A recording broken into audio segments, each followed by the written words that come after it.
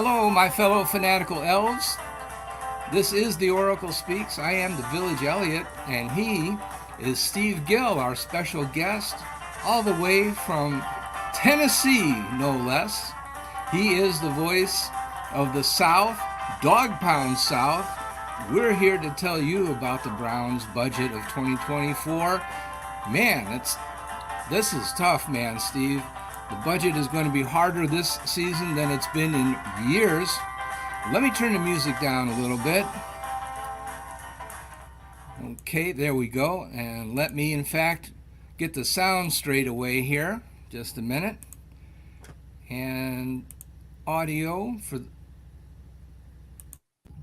echo cancellation and background noise. Okay, how's that? Sound pretty good? Sounds good. All right.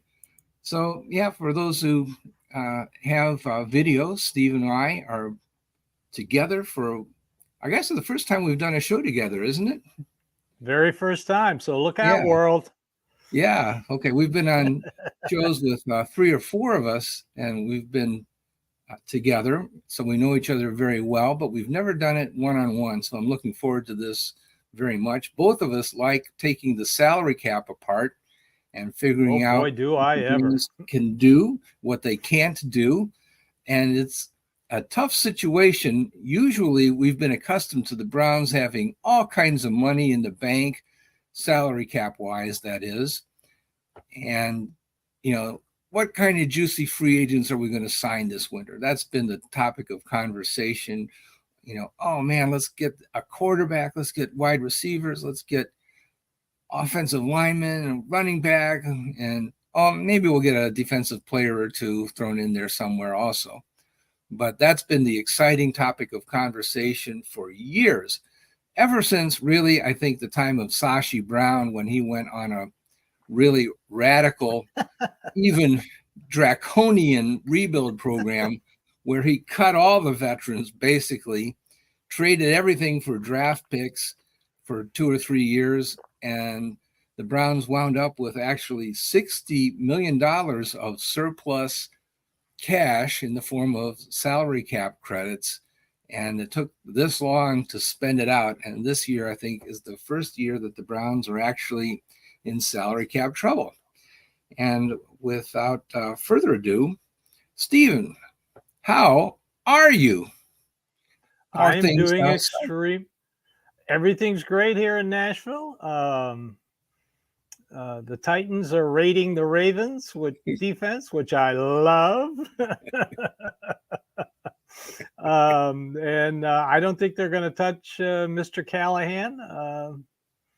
Brian Callahan was asked about his dad, and all he said was he's still under contract with the Cleveland Browns. So I think he's staying. But as for the salary cap, this is the first year, even after they roll over the $30 million they didn't spend in 2023, there's still going to be about $19 million over the cap. So this is going to be a creative year for Andrew Berry in the front office. Yes. Now let's explain, by the way, that it is not uncommon for teams to be over the salary cap during the off season. So it doesn't mean that Dee and Jimmy have to go to jail because they're over the cap. They're not going to be fined. They're not breaking any rules, or at least not that we know of, or not because of being over the salary cap. This is a relatively normal situation, but it's not a good situation. It does mean, however, that the Browns must accomplish certain things before opening day in 2024 in September in order to get under the salary cap. And we're going to talk a little bit about what they have to do. Actually, by March 13th. Well, there's different deadlines. Beginning of the season. Beginning of the league year, you got to be at the cap, at least. Okay, right. Is that the top 51, or is it top 51 players? Top 51 have to be under the cap limit at that point. Yep. And then there's a budget at the beginning of the season that also has to be met, where you have a 53-player roster and you have a 16-player practice squad that also has to be paid Right. Aren't we having a NFL draft this season, Steve? I believe we are. I believe so, and we do have to pay those players. They don't work for free. Am I correct? You are correct, but usually they fall under the top 51. So we'll see what happens. But yeah, you got Yeah. to pay him.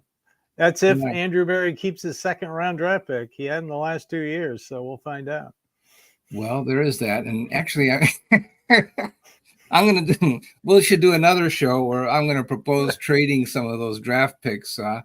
People will absolutely hate it when I say that, but I think if you're trying to win the Super Bowl, you're probably better off trading draft picks and signing some of the one-year warriors instead. People will hate that logic. Seemed to work this year, didn't it? Well, yeah, the way it turned out is that we had a few players that came through, DeJuan Jones, foremost among them. Yep. But we had a lot of undrafted free agents that made better contributions for one season. That the empty roster space might have been worth more for 1 year than the draft picks. And so we'll make that case in a future show. I don't want to get off in the weeds on that right now. But let's, if it's time, let me switch to the PowerPoint presentation for those who have video. Would it be right about the right time, Steve, for that? Sounds good to me. Okay, so we do it. I'm going to, for those who have video, depending on what platform you're getting our show, I'm going to do share screen. And window, here's PowerPoint. And from the first slide, from the beginning, here we are. There we go. Okay, and how bad is it?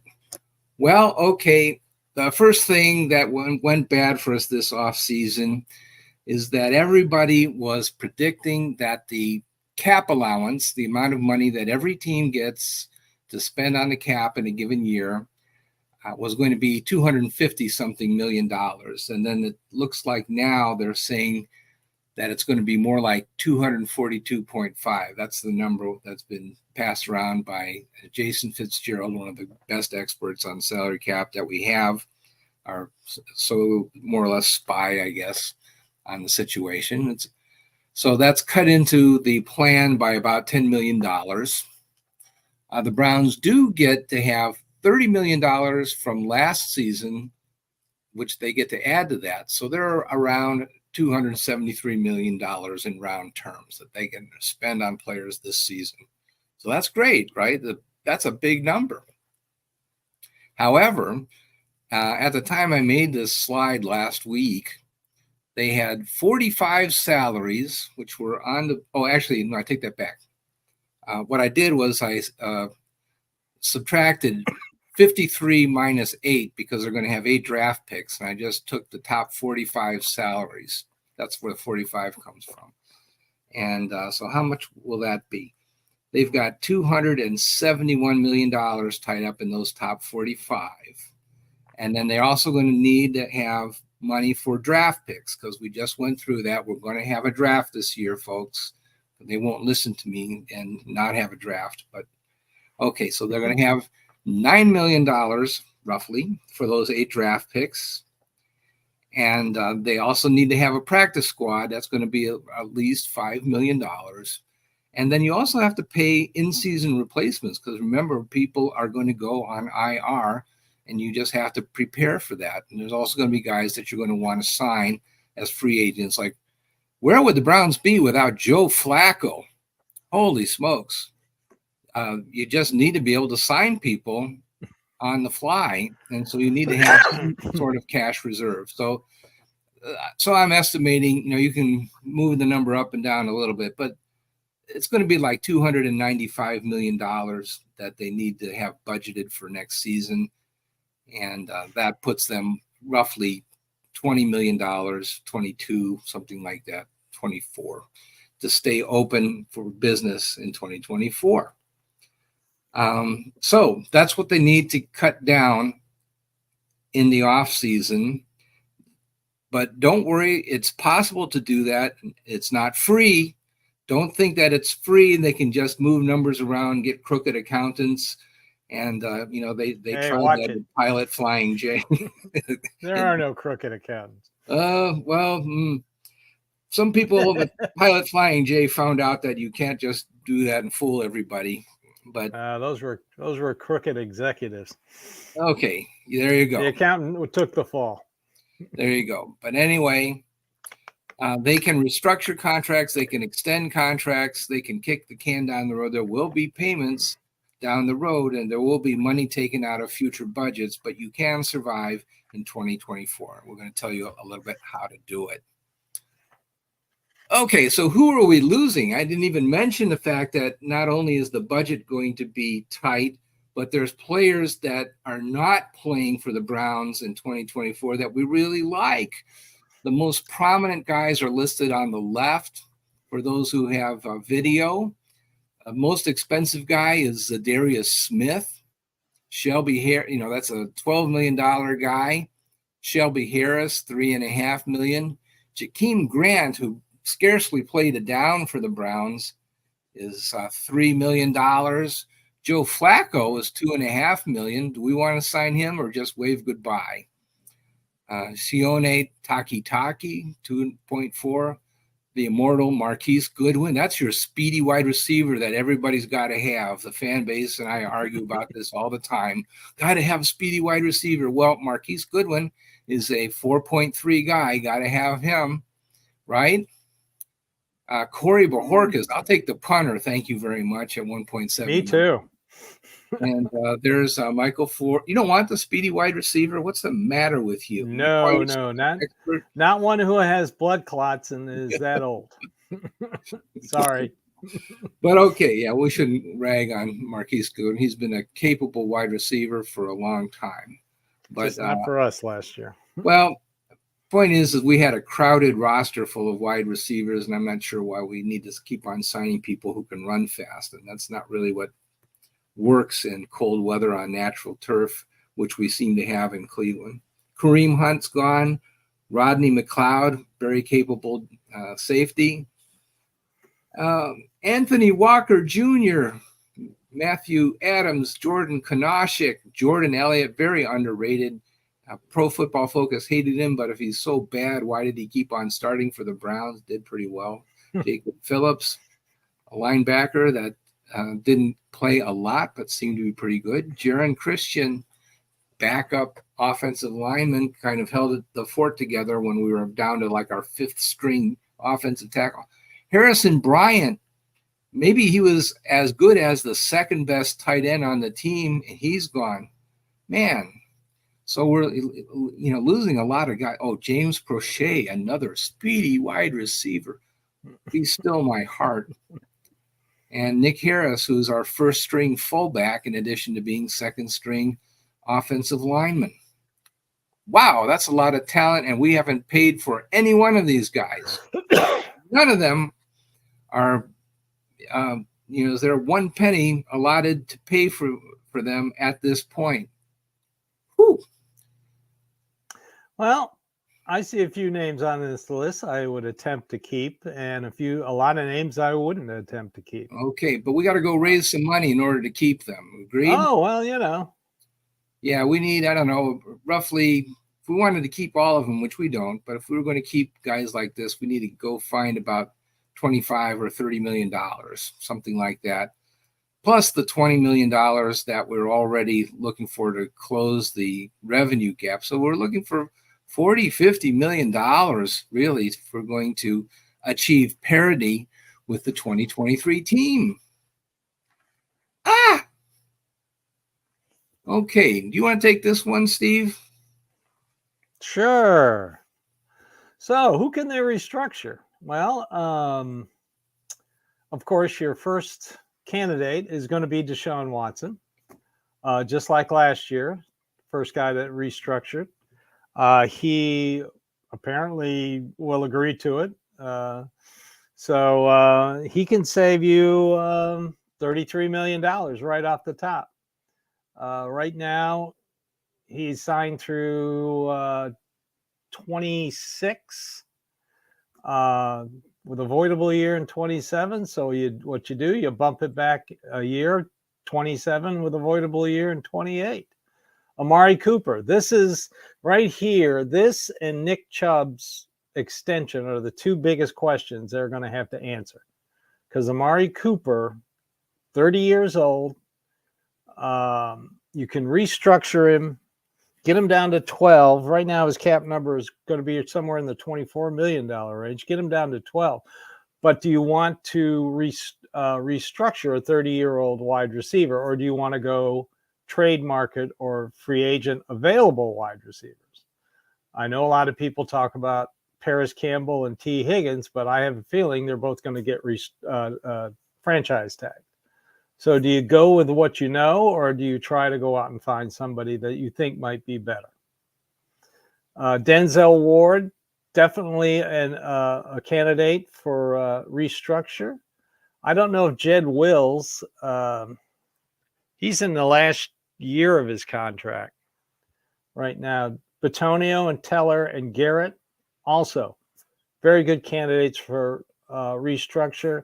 Although Wyatt Teller is a better candidate to trade than. Yeah, I questioned the Jed Wills number also. I took that off of overthecap.com. Yeah, put that on the slide, but yeah, I think he's only got 1 year left, so I'm not sure how he does future with 1 year left. I don't either, but maybe that's supposed to have been an extension. Maybe that was just a mistake. But you cannot restructure a 1 year contract. That's for sure. Right. But your top three definitely are candidates for restructuring. And that is, what is that? $55 million right there. That you'd save on. Just doing a quick addition in my head. Mm-hmm. But you got a couple guys you could trade that could save you some money, like Teller and Newsome, and you can get out of those two about $9 million in cap savings between the two. Yeah, if you trade I think the designate them as post June 1st cuts. The Browns have some, they have 6 guys that really should be first string offensive linemen. So I can see that they could have a trade. Somebody, I don't know which one it would be, but they really have a potential for unloading some salary cap on the offensive line, I believe. And a trade would make sense. Newsome has some money coming due after the league year starts.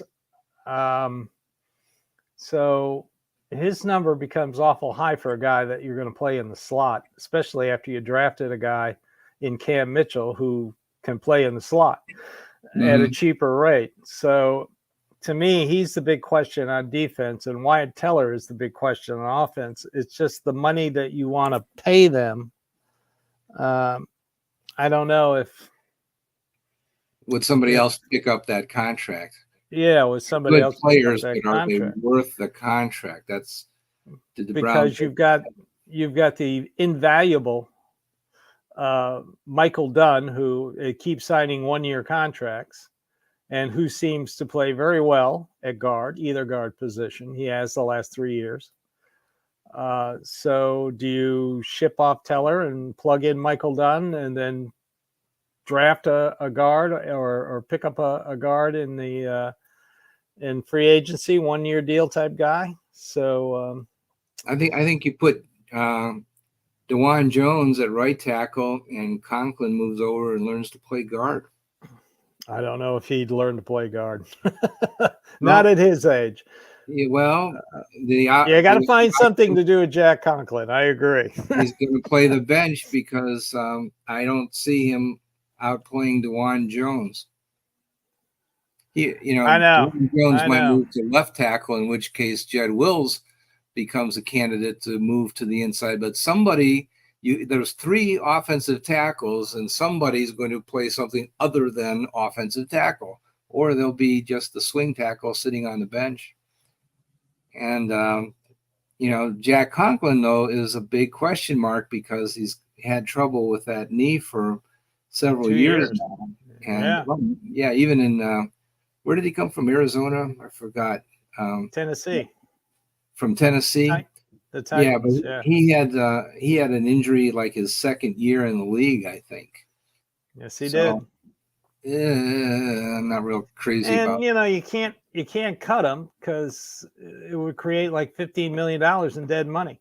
Oh, he cannot be cut. You cannot cut guaranteed money, fans. That is not going to can't work. do it. You can do it in 2025, but you got to have him in 2024. But not going to work. Sorry, not guaranteed work. money cannot be cut. Don't care whether you like him or not. Guaranteed money is guaranteed money. Speaking of exactly, let's talk about money. The Marion Motley Scholarship. How about this? Is a public service announcement. The Cleveland Browns, the Browns Foundation, as well as the College Now Greater Cleveland, have a partnership to surprise recipients with $10,000 scholarships to further the education of young students, many of whom are first-generation college attendees. And this is a big deal when you come from a family and nobody has ever attended college, and you're the first person from that family to attend college. That's a big deal. I couldn't be more proud of the Cleveland Browns for stepping up in this way. Marion Motley, of course, for young fans who may not know who he is, he was one of two Cleveland Browns that, the other being Bill Willis, that broke the color line permanently for professional football in 1946 with your Cleveland Browns. And both of them are in the Hall of Fame, the NFL Hall of Fame in Canton, Ohio. Please visit that. It's just a remarkable story. The Marion Motley Scholarship has provided more than $320,000 to over 30 students from the Cleveland area since its inception. Cleveland Browns do all kinds of stuff to give back to the local community, and we just want you to be aware of some of the things that they're doing. And so we make these spots when it's time for our break. We do have a commercial break coming up. We are lucky to have sponsors that allow us to keep making these shows. We're very fortunate to have a fan base that supports us. Thank you very much for tuning in. And sometimes our supervisor, using that in a very general way, because Steve and I cannot be supervised, but anyway, he suggests to us that it's hard to find the commercial break in our shows. So we felt guilty. And so here's the commercial break for John. I hope that's obvious enough for John to find it. So we'll pause on some of these platforms for 5 seconds, and for others, there'll be 2 or 3 commercial spots, and we'll be right back.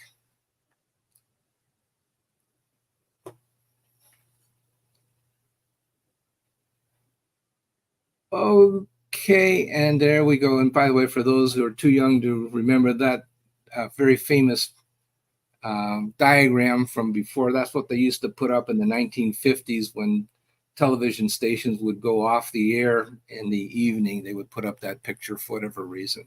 They'd play the Pledge of Allegiance, and then or the America the Beautiful or the Star Spangled Banner.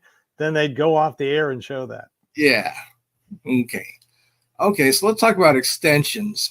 And you want to talk about this? What's the difference between an extension and restructuring? Right. Well, a restructure is just taking the money that is already owed to the player and putting it in the player's hands early and extending it out. Well, not extending it out, just giving the money, reversing it, and giving it to them up front. Extending is adding years. Yeah, so the bonus money extend out the bonus money, and also the restructure money that you're going to do. So, like Deshaun Watson, his bonus will be extended. His extension from last year, the money will be extended, and guess what? He'll have another column for the extension this year for the money to be extended, if that makes any sense. Yeah, I think they will extend Watson rather than restructure him. So he'll get another year at some crazy rate, like $60 million, $64 million. Yeah, like what was it? One of them from last year is $63 million. Yeah. He's not going. Don't panic, folks. And by the way, just in case the NFL knows, his contract for this year after they extend him will be $1.28 million. So that's your No, veteran minimum for quarterbacks. So it won't be that low because he has too much. well, that'll be his salary. Well, okay, yeah, Not they all can the yeah. small salary, yeah, but he has a bunch of bonus money that's piled up. Oh boy, does he ever! So okay, so but his total cap hit is going to be something like 35 million dollars when they done restructuring and extending, and they will clear some money from that will allow them to play football. And then if they work on some of these other guys, either by extending, by restructuring, or trading some, I think there will be some crazy trades where a star player will be traded to a team for a day 3 draft pick, and you won't like it. But remember, the Browns have done it the other way around. We got Amari Cooper for a 3rd round draft pick, and everybody says, "Oh, aren't we smart?" Well, it's time to pay the piper, and we're going to be doing it the other way around this season, at least in 1 or 2 instances. So, but yeah, there are opportunities to obtain multi-million-dollar, what do I want to say, salary cap release or relief by extending contracts. A lot of these guys, you don't really want to extend because they're kind of maybe injury prone or getting a little bit old, and you're not sure how long they're going to play. Do I really want to give this guy a 5-year deal? I'm not sure. Garrett would be a great guy to extend, except we've already got him kind of maxed out. So there's not that much room to make new money off of him. So that's why I think, they might trade somebody like Wyatt Teller. And I think they're stuck with Jack Conklin. And so I think he'll probably wind up on the starting 11 by default. Yeah, they're, like we said earlier, they're stuck with him this year. Yeah. What about Nick Chubb? What do we do with Nick Chubb? Nick Chubb, that's interesting. That is an interesting question. All fans are just assuming Nick Chubb is going to be on the field game 1 and being Nick Chubb. The knee injury is the same knee hurt in Georgia. And it's a pretty bad injury to do. I hear he's hitting his benchmarks, but what does that tell you? Not much.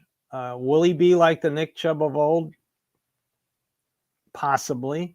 Will he start the season on the roster or on the PUP list? I am more leaning towards the PUP list, to be honest with you. You got to make sure this guy is completely healthy because of the way he plays. All those cutback moves and, that puts way too much stress on the knees and the legs. So I agree that it's probably going to have to have a lot of incentives. I mean, not a lot of guaranteed money. Nick Chubb seems like the player who would give the Browns a home team discount, to say. He did that with his last contract extension. Surprised a lot of people how much he re-signed for. So yeah, you're going to have to cut the guarantees out and really deal with a lot of incentives. And I think he and his agent realize that. But you still have him on contract for under contract for this year. So it's not like he's a free agent. Yeah, I think if they dig in their heels, the Browns would not accept him at 1 year for $12 million. I don't think they're going to do that. So I think they will find a way to give him a new contract at a lower rate with extensions. Maybe since they have a $12 million contract, the total value has to still add up to at least $12 million but they might like cut it up into a $3 million deal with a $12 million bonus, and then have incentives that could increase it to a very respectable level, but he'd have to actually play in order to achieve that. So I think it's, well, if they offered him being ready by certain times during the off season, you know, that would probably be acceptable to him. Like hit certain date deadlines, like well, no, I don't think they want to rush him. training camp. Well, as long as he clears with the medical staff, I think and it would be more money in his pocket. I think they let him take as much time as he needs to, and then they'll pay him by snaps taken or by games played or something like that. Probably by snaps or something, or by carries. But they don't want they don't want to go nuts and put pressure on him to go out and hurt himself. That would be dumb. But the Browns don't run the ball, so why would he do carries? If he's back, they will. God, yes. Okay, so what's going to happen if they do all this stuff, Steve? Well, ooh, crystal ball time. What happens when you restructure or extend contracts? It's all good for this year. They will be able to play football in 2024. Don't you worry about that. But when you take money out of future budgets, it means that 2025 will be worse than 2024. And then, by the way, 2024, there's less money available to spend than there was last season on free agents, that is. And 2026 is going to be worse than 2025. Eventually, I don't know when, but the Watson era will come to a close, and they're going to have to rebuild. The Browns have always figured that there was going to be a rebuild, and you might look at the Los Angeles Rams as an example of that. They spent all kinds of money to win the Super Bowl. They won it, and then they sort of had to retrench their budgets, and they had a losing season, and now they're back, really because of the skill, I guess, of the coaching staff. They're really ahead of schedule, but they had a pretty good quarterback. Yeah, well, they still have that really great quarterback, and he's managing to play at, I don't know, is he 39 years old or something? And they're, picking up a wide receiver in the 5th round that everybody passed on. That didn't hurt either. Yeah, drafting brilliantly. So it is possible to survive that process, but they are going through a period where they are underspending everybody else.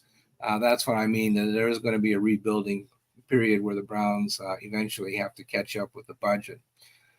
But I also want to point out, much to the credit of Dee and Jimmy and Andrew Berry, that free agents no longer shun the Cleveland Browns and their front office. That was not the situation. If you can, Browns fans, all football fans have short memories. But if you remember back to 2017, free agents just did not want to come to Cleveland. That was the worst place that the last place that they wanted to come to. But it's not that way anymore. Now people have a positive view of Cleveland as a football town. They like the front office, and they like ownership. That is a vastly different situation than it was a few years ago. Would you agree with that, Steve, or am I blowing smoke? Oh, no, I agree with it. I agree with it wholeheartedly. I don't know about the 25 and 26 will be worse. I'm going to hold out and just think that they will be creative moving forward as long as they have Deshaun Watson. But I agree, after Deshaun Watson goes, if they haven't necessarily created a better talent pool with the team, that there's definitely going to be like a Rams-esque type rebuild. I mean, you look at the Rams right now, they're $27-28 million under the cap. So they've got money to spend, and they're only going to get better. They paid their mortgage. Well, what I mean is that they paid their time. Yeah, there's less money to pay for players now this year than there was last year, and it's going to be like that next season and 2026 as well. Because when you do the forward financing, you have to pay it later. You don't get it. There's no free money. That is true. And hopefully Andrew Berry will find players in the draft and younger players in free agency like Okoronkwo that they can replace aging big contracts. Yeah, that's how you do it. They've done a very good job with, really for the first time, the Browns have done a good job drafting on day 3. And they've been doing a really great job at finding undrafted free agents. That used to happen. That was not the Cleveland Browns of 2017, where they just had to pay a premium for free agents, and that's the only way that they could get guaranteed players. Yeah, exactly. So, question fans want to know: can the Browns sign free agents? And the answer is yes, they can sign free agents. They will sign free agents. There will be some stars, but they need to be careful because, and I should say, the financial value, they're going to be losing more the salary. The financial value of the talent that's leaving is going to be higher than what's arriving. So, these are expensive players that are leaving, and they'll be replaced by guys that are less expensive. The Browns are not getting younger. We're not getting a bunch of kiddies in the first round and stuff like that. And we're not adding net talent, at least as you measure it with, salaries, we'll say. The average age is getting older, and we're not having first round draft picks to account for the makeup of the team.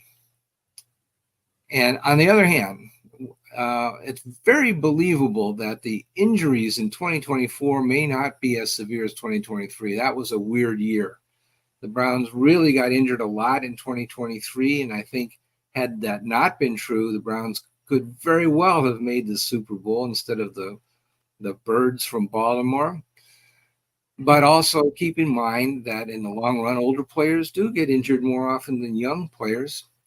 And I'd like to see that, we need to really manage the roster, use the bench well to keep these players fresh and prevent injuries. That needs to be a key part of the game planning.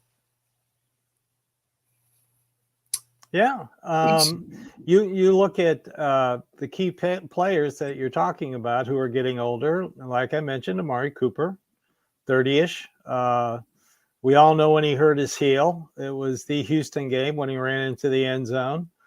About the 4-yard line, he started limping. Jack Conklin's getting up there in age. Then you look at the defensive line. Mo Hurst and Shelby Harris played well, but Mo Hurst got hurt. Zadarius Smith is over 30, I believe. If you want to bring him back, it can't be for very much money. It's going to be a lot of incentives.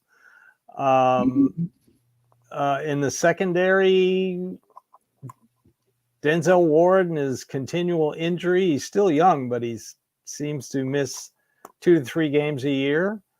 You got to hope that Grant Delpit has already been through 2 injuries. Not that old, but still, now that they've re-signed him. And JOK, Anthony Walker, as much as I like him, he's been hurt every year he's been here, so I can't see them bringing him back. I think he's like 32. You got to ask a question about Rodney McLeod. He's 32. I mean, you got to get younger and add talent. Yes. And that's the only way they can sustain this. So fans hate it when you say, well, you got to get rid of this guy, got to get rid of this guy. It's a business, folks. It's $1 billion a year business. And like Elliot says, as you get older, you tend to get hurt more. And once you start getting hurt, you continue to get hurt. That's why that Jack Conklin contract, that was the one thing Andrew Berry did that I just kind of shook my head and said, are you sure about that? Yeah, that's why I really don't like it when, fans say, oh, there's this 32-year-old position player that is really famous, and we ought to try to sign him, and we're going to outbid Baltimore and Cincinnati for this guy. No, we're not. No, we're not. We're not signing no old guys for this team. Not doing that. I'm thinking back when Julio Jones wanted out of Atlanta, and all Browns fans, oh, we got to have Julio Jones. We got to have Julio Jones. Gotcha. Oh, yeah.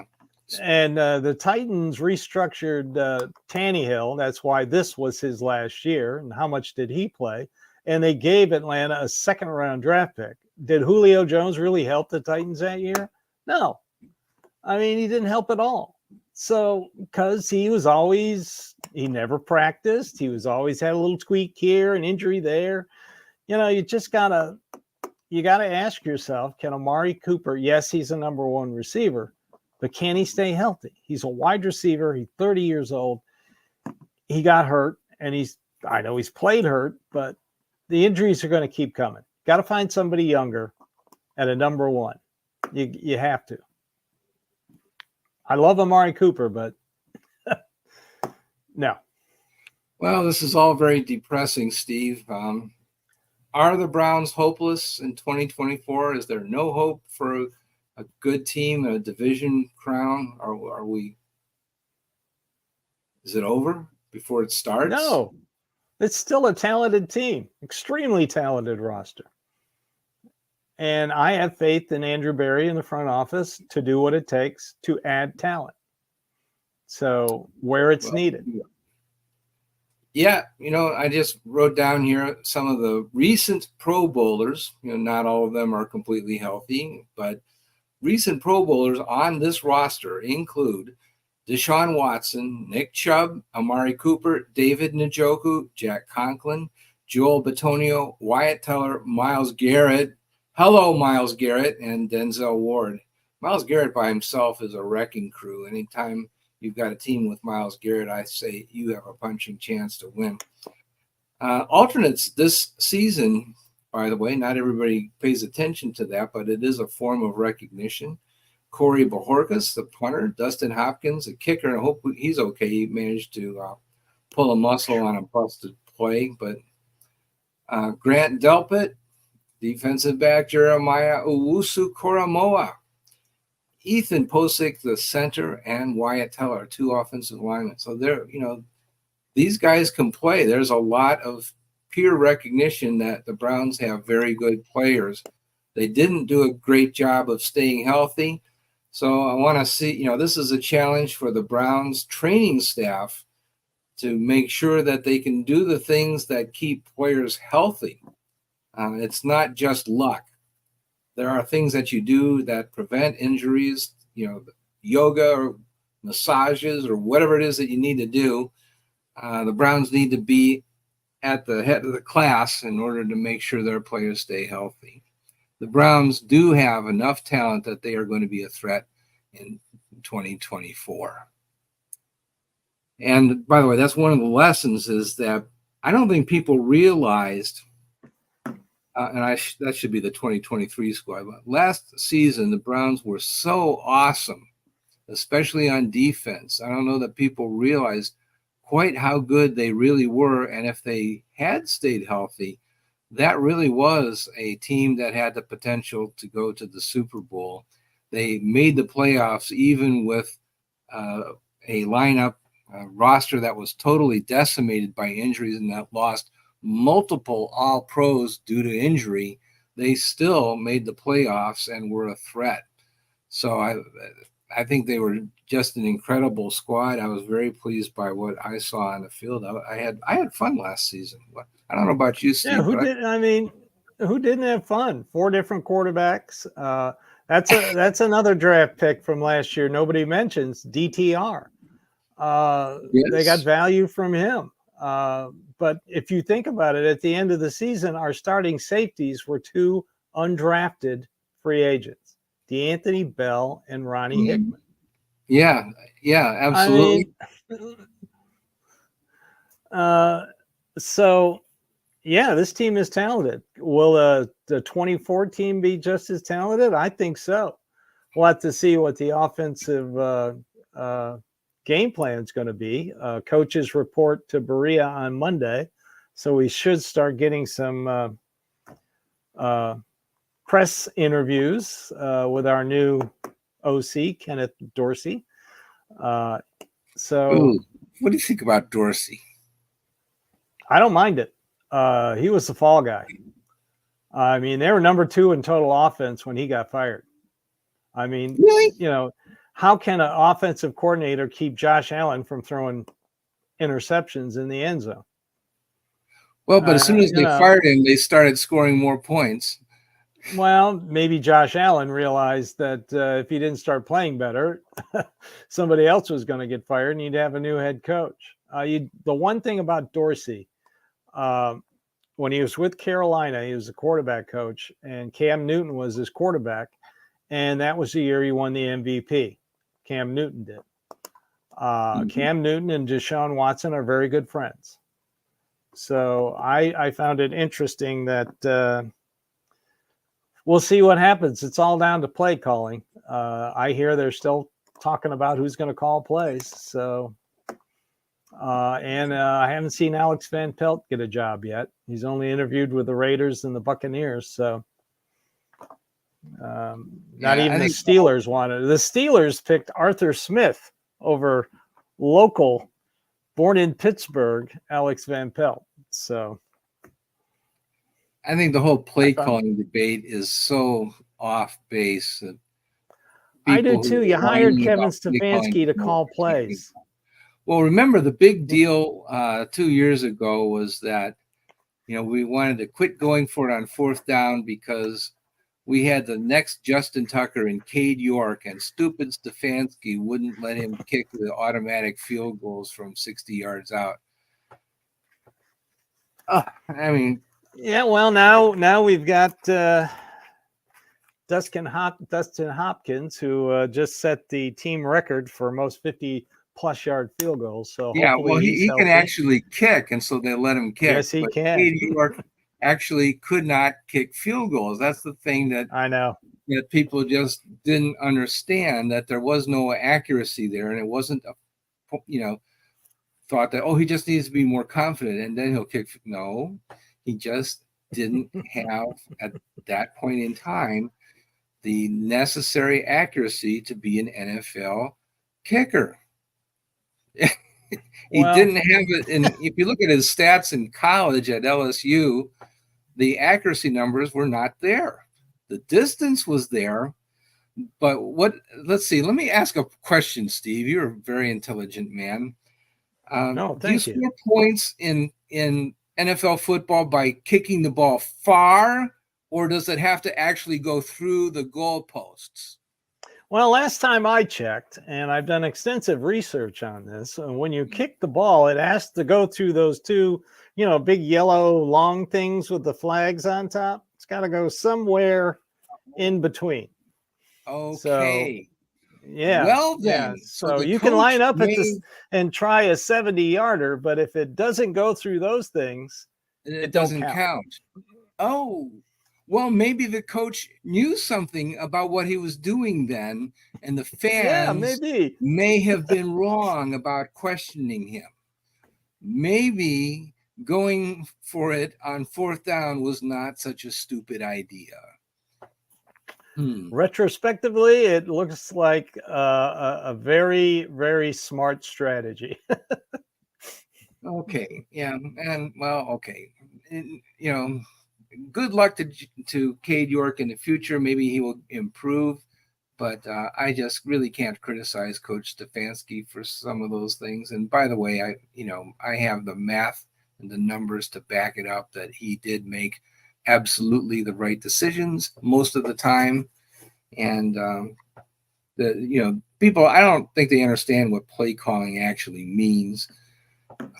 Most of those plays that they call are so complex that they can't even describe what the plays are, never mind what the alternative play call coulda, woulda, shoulda been.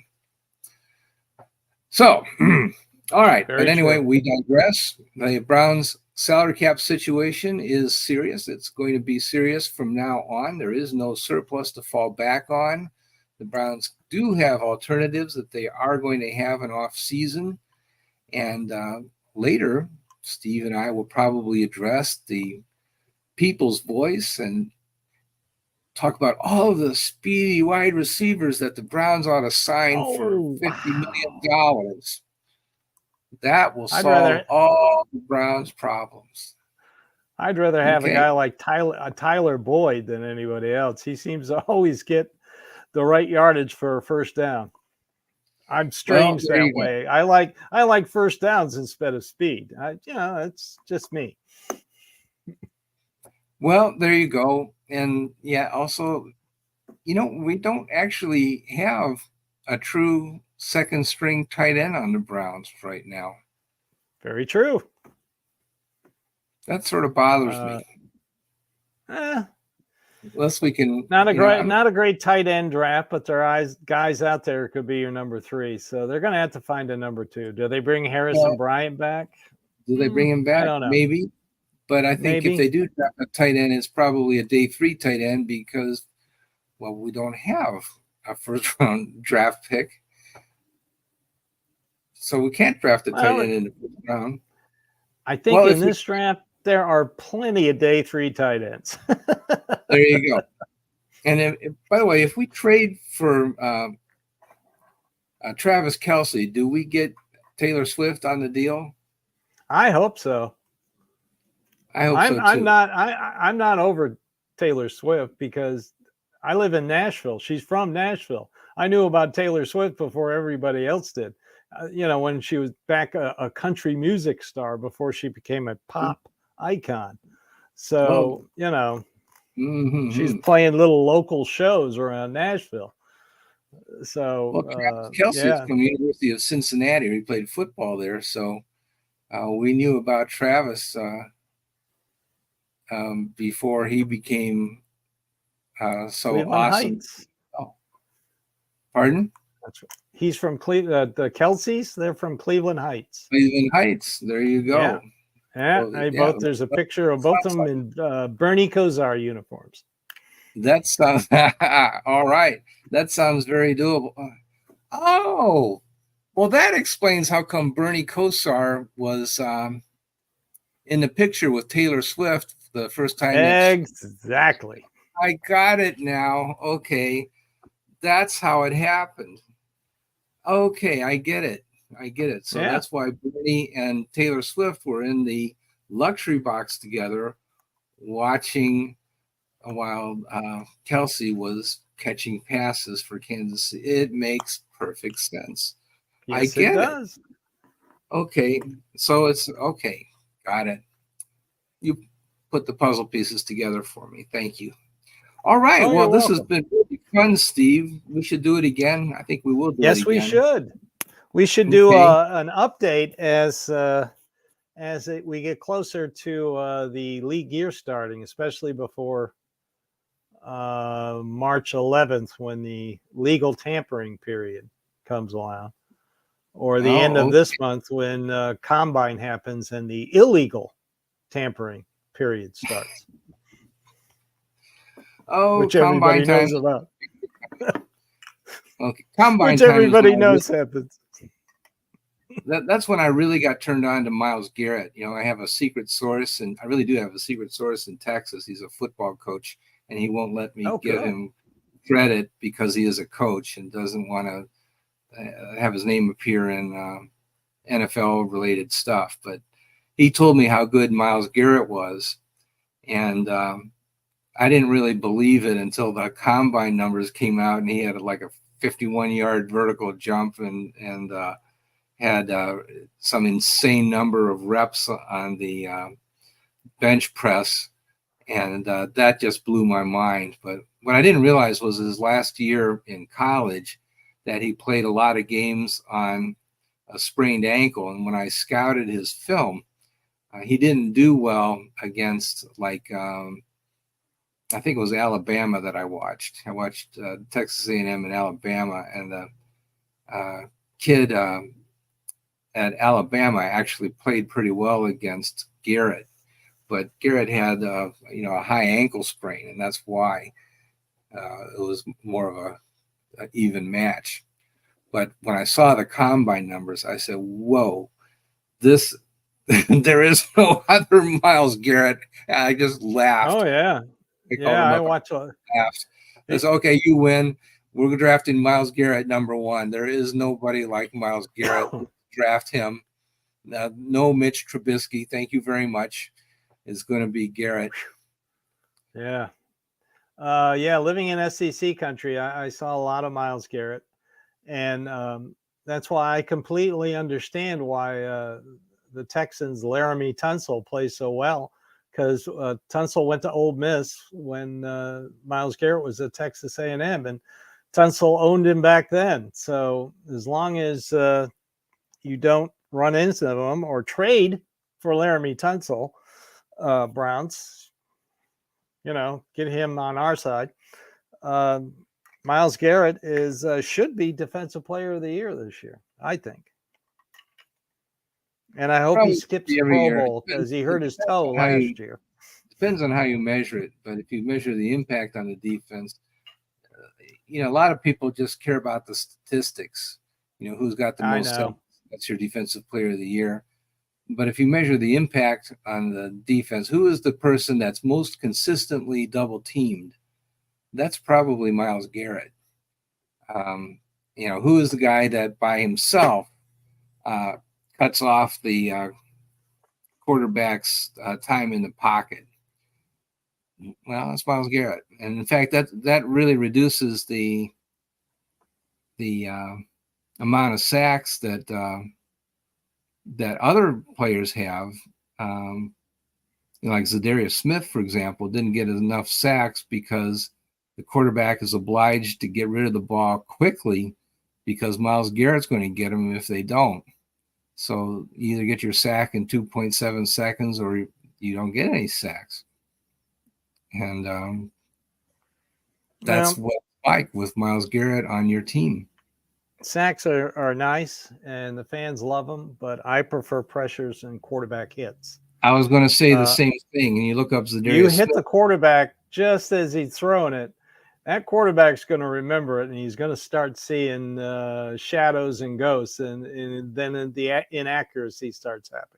Yeah, and that's what Zadarius Smith did for the Cleveland Browns. He did it very well. Yes, he did. A lot of people don't realize that. I was happy with Zadarius Smith. So was I. Yeah, and we're going to miss him if we can't re-sign him. Let's see what happens. Yeah, we'll see. Speaking of highly incentivized deals, there's one right there. Yeah, we're going to be paying him whether he's on the team or not. He'll be paid by the Cleveland Browns this year. All right, Steve, thank you so much. No, you're welcome, Elliot. We'll do it again soon. We're signing off for now, Browns fans, and looking forward to the Super Bowl coming up. And, I guess we'll know who Bernie Kosar is going to be rooting for. So we'll talk before then. Take care now. Bye-bye. Go Browns.